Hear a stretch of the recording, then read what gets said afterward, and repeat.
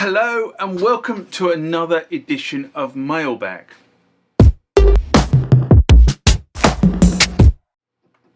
What is Mailbag? Well, Mailbag is a feature of the channel where you guys leave lots of comments on the channel and I attempt to answer those comments, or if I can't answer those comments, I throw it out to you guys who have more knowledge on some of this stuff than I do.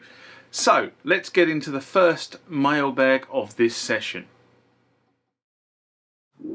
Remember, like, comment, subscribe to the channel. Go over to Instagram and follow me there. Go over to Facebook, follow me there. That's where the normal notices are. And consider becoming a Patreon.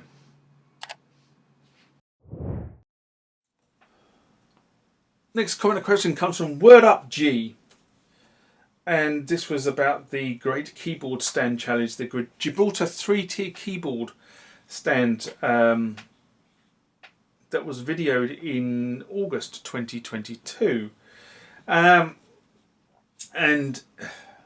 what Word Up G says, seems like a setup where you can just adjust the second and third tier height without cutting the tubes would be a better way. Now you're locked into those heights. Now if you remember back to the video, I think I was doing this. I think this was when I built Wayne Harris's keyboard stands for him. I can't believe that's 18 months ago. Anyway, the bottom line was Wayne is a tall guy. We had to buy bigger pipes, and then we had to adjust it for his playing style. And this was kind of the important thing about this, was that Wayne plays his keyboards in a certain way. He needs them set up in a certain way. He needs to get to a venue and just set up. Okay, that's how he needs to work. He doesn't want to be faffing around trying to adjust heights and brackets that you have to undo and redo and what have you. He just literally wants to put it together. And that's what the Gibraltar stands are really set up for. That they're set up to get you into the playing zone that you need to be in, and then go. So you don't worry about setting the stand up because the stand is effectively already pre-configured. Now you could potentially use 90-degree clamps elsewhere on the stand, and if you did that, you could move the stuff up and down. However, it presents a problem in terms of how this stand is designed. In terms of the upper two tiers, effectively, rather than sitting with a 90-degree clamp like that and the pole going across, they sit on top, and then the keyboard sits flat on top of that pole with some what do they call them? They call them electronic clamps, I think is what Gibraltar call them. But effectively with a clamp that sits there and the keyboard rests in the cradle on this pole that goes across.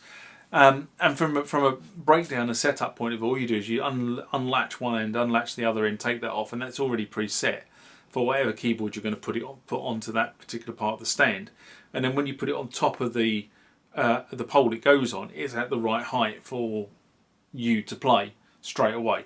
So you could, as I say, you could put a 90-degree on there, but I think if you have it as it is, you don't restrict the keyboards that can go onto it. If you do it the other way, you potentially restrict the keyboards that can go onto it. If you made the keyboard stand wider, okay, you could possibly get a smaller keyboard in the gap. But then you still have to cater for your main board, which is on the two arms at the bottom, which is should be the heaviest board that's on the keyboard, on the key stand. Although, you know, in Wayne's case, he has two 88 keyboards, one on the bottom and one on the mid tier. So, you know, the keyboard stand is very, very robust, very, very strong.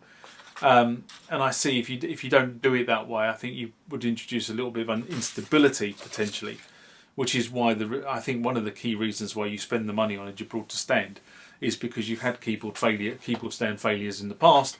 You've watched thousands of pounds of keyboard equipment go boom onto the floor, and then had very expensive repair bills, or possibly in the case of some horror stories I've heard.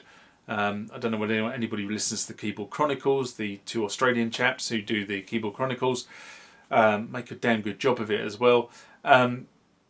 But those two guys who do that particular podcast, they always ask what's the what's the road crash, and other people, talk about things going wrong, but a number of them have talked about the fact that, playing the keyboard stand and all of a sudden the keyboard's not there anymore, it's the floor in pieces. And I kind of look at it and say, well, you spent, sometimes you spent, $5,000 on your 3 keyboards that you have sitting on your keyboard stand.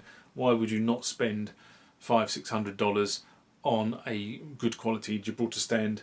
Well, actually, probably more like $1,000. But why would you not spend $1,000 on a good quality Gibraltar stand? It's not going to collapse on stage like the other keyboard stands.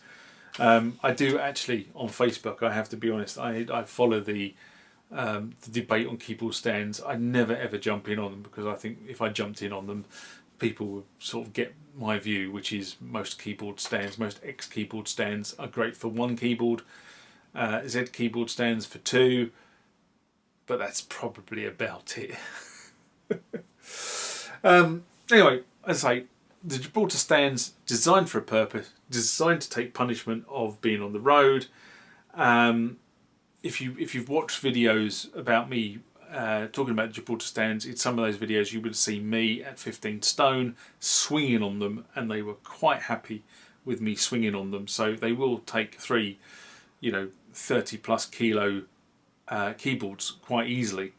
But that is kind of the way it works. And again, you can adjust the keyboard stands to work in either way. Mine is set up really for me to be on a piano stool, not a seated, but a piano stool, so slightly raised, but mine work beautifully in that configuration, which is kind of how I normally play. And you can set them up. You can set them up to be seated. You can set them up to be stood up. You can't set them up in alternate positions though. That's the only downside to this. But if you're gigging and that's how you make a living, these work really well. If all you're doing is a studio musician, there's another reason for them. But it really is horses for courses. They look fabulous on stage when lit up because they're all chrome, so they really do reflect the light, and they look like dogs' doodahs. You can put, the other great thing about them is because they're symmetrical, you can actually get your band's logo made up on a board that just clips to the front of the stand as well, if you're so inclined for advertising that way. What's it, doodah, dog band and co. But you know what? It's horses for courses, and that's what I will say. The Gibraltar stand system is not for everybody, right? But there are people who see the merits of the Gibraltar stand system and would go and invest in it.